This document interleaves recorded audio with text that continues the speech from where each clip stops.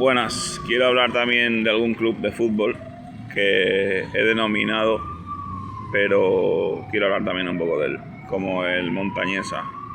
Montañesa, equipo de mi barrio. Fui a pedir trabajo. Alguna vez he hablado del tema del Gramenet, pero voy a hablar sobre el Montañesa. En el Montañesa me daban el cadete a prueba y luego me dijeron que no. Me dijeron que me pasara para ver si lo podían hablar o no. Pasé otra vez y me dijeron que no.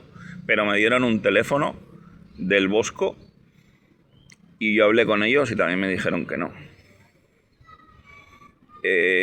Entre medias conseguí un trabajo también en fútbol en el Cubellas. Fui 2 veces y como estaba muy lejos y yo no tenía coche, que iba desde la estación de tren en bici al fútbol, también me dijeron que no.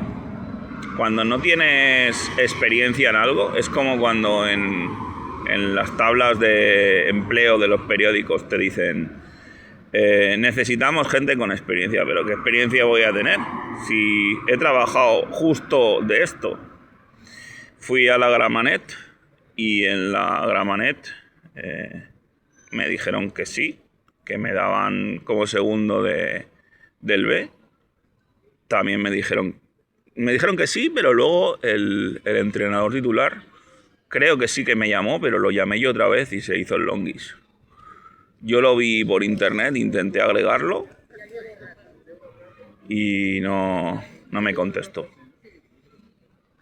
Pero sí que tengo que decir que he conseguido trabajo de fútbol.